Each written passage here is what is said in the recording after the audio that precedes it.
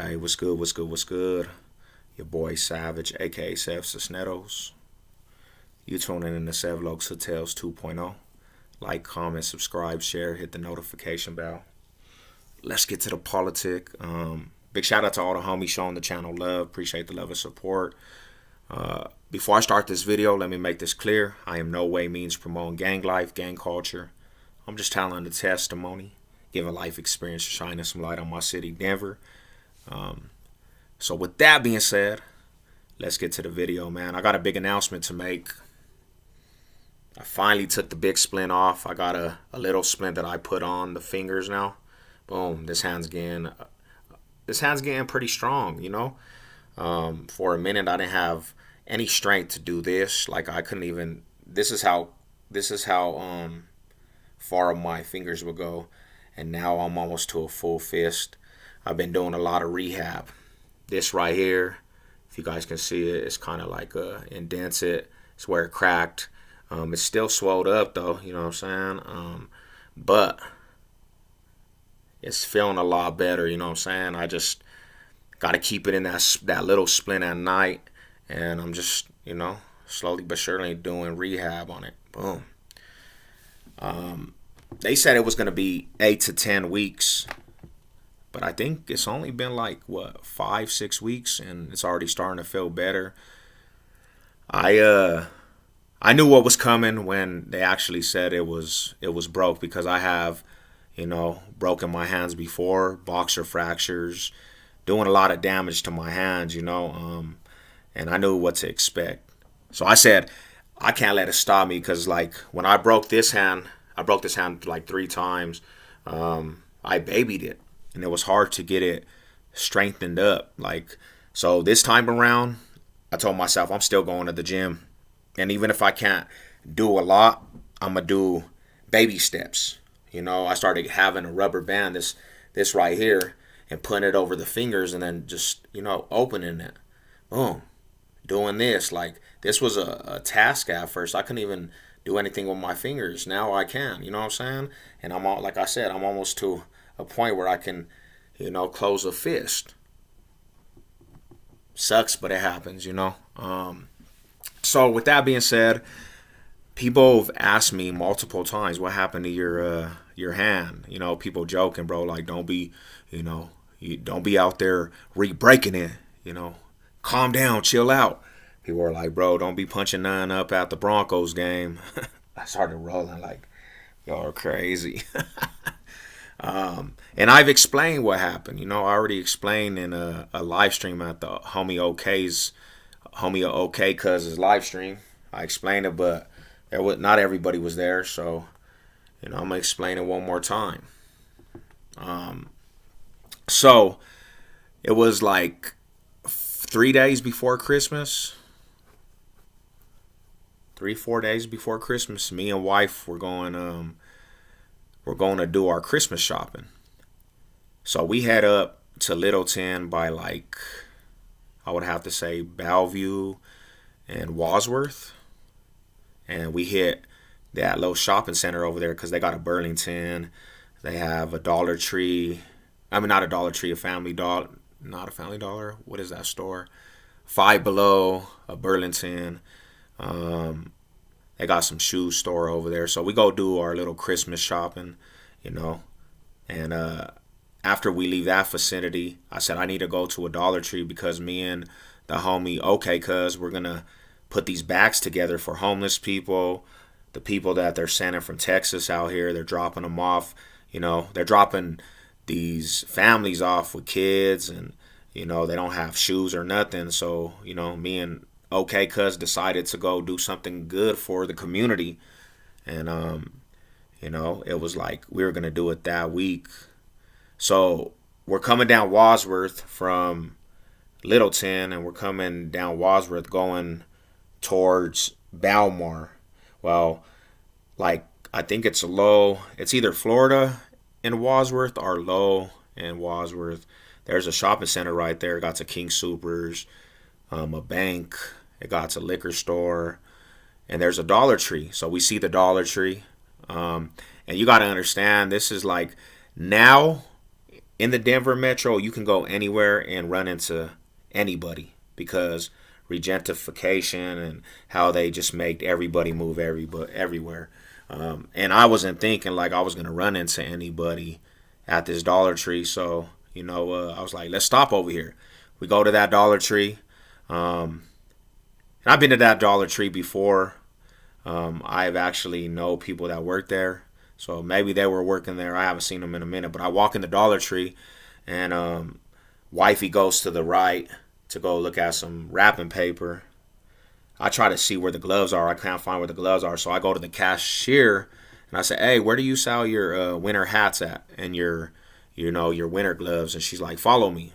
So I follow her and I'm behind her and I look down the aisle to the left and this fool that's tatted down, he catches my eye. Plus, over there you don't see a lot of bangers. You could tell certain individuals, where they're from. You could tell who's who. And he caught my eye and I looked at him, but he had his son. So I said, man, I know that fool from somewhere. And then it clicked with me. I did time with that fool in Van County. He was actually in Unit 5 with me in Van County. And when it clicked, I said, oh, I remember that fool getting into it with the people I got into it with in that same unit. So basically, homie Adamu, he a blood. He got these tattoos and the wrong Crips seen it. And when they seen it, he was in the cell with them fools and they seen it and they open-handedly slapped this fool. Just slapped him. Slapped him in his face. The fool that did the tat ran out, so they basically left that fool to get packed out.